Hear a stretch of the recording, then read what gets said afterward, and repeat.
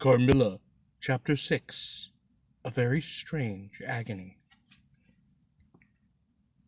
When we got into the drawing room and had sat down to our coffee and chocolate, although Carmilla did not take any, she seemed quite herself again, and Madame and Mademoiselle de La Fontaine joined us, and made a little card party, in the course of which Papa came in for what he called his dish of tea.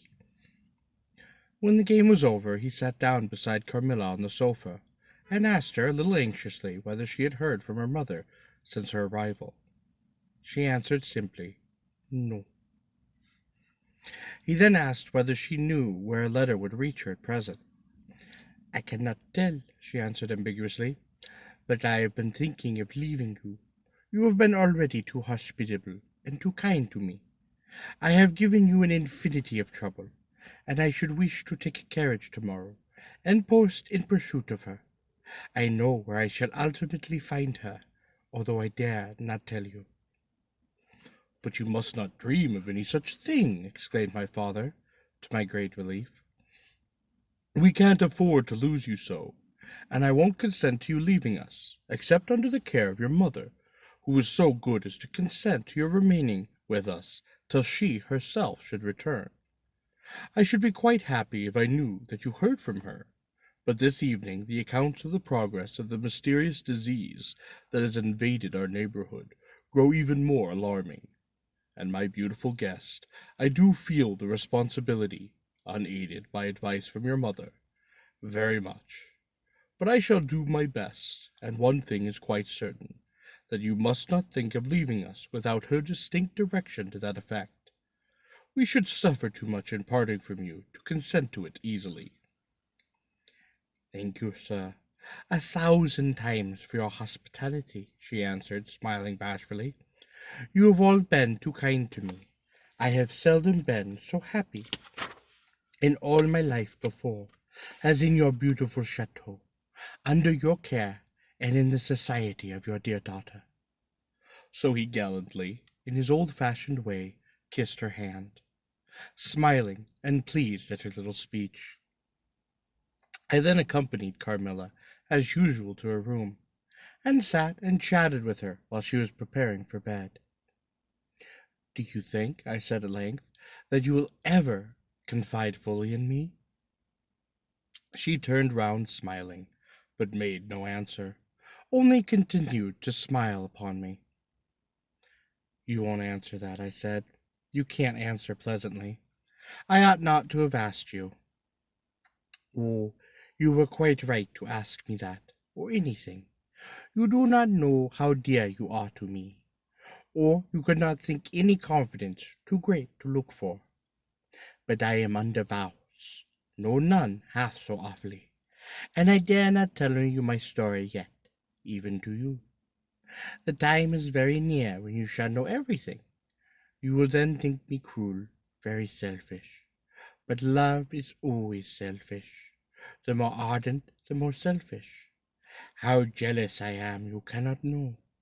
You must come with me, loving me to death, or else hate me, and still come with me, and hating me through death, and when there is no such word as indifference in my apathetic nature." "Now, Carmilla, you're going to talk your wild nonsense again," I said hastily. "Not I, silly little fool as I am, and full of whims and fancies. For your sake, I'll talk like a sage. Were you ever at a ball?" "No." "How you do run on! What is it like? How charming it must be!"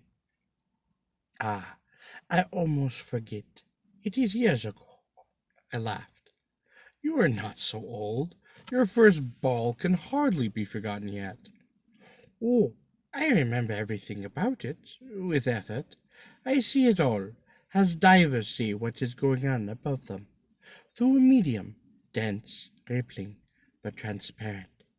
Then occurred that night what was confused the picture, and made its colors faint. I was all but assassinated in my bed. Wounded here," she touched her breast, "and never was the same since." "Were you near dying?" "Yes, very, a cruel love. A strange love that would have taken my life. Love will have its sacrifice, and no sacrifice without blood. Let us go to sleep now. I feel so lazy. How can I get up just now and lock my door? She was lying with her tiny hands buried in her rich wavy hair, under her cheek her little head upon the pillow, and her glittering eyes followed me wherever I moved, with a kind of shy smile that I could not quite decipher. I bid her good night, and crept from the room with an uncomfortable sensation. I often wondered whether our pretty guest ever said her prayers. I certainly had never seen her upon her knees, and in the morning she never came down until long after our family prayers were over, and at night she never left the drawing room to attend our brief evening prayers in the hall. If it had not been that it had casually come out in one of our careless talks that she had been baptized, I would have doubted her being a Christian. Religion was a subject on which I never had heard her speak a word. If I had known the world better, this particular neglect or antipathy would not have so much surprised me. The precautions of nervous people are quite infectious, and persons of like temperament are pretty sure, after a time, to imitate them. I had adopted Carmilla's habit of locking her bedroom door, having taken to my head all her whimsical alarms about midnight invaders and prowling assassins. I had also adopted her precaution of making a brief search through her room, to satisfy herself that no lurking assassin or robber was ensconced. These wise measures taken, I got into my bed and then fell asleep. A light was burning in my room. This was also an old habit, of a very early date, and which nothing could have tempted me to dispense with. Thus fortified, I might take my rest in peace. But dreams come through stone walls. They light up dark rooms, or darken light ones, and their persons make their exits and their entrances as they please, and laugh at the locksmiths. I had a dream that night that was the beginning of a very strange agony.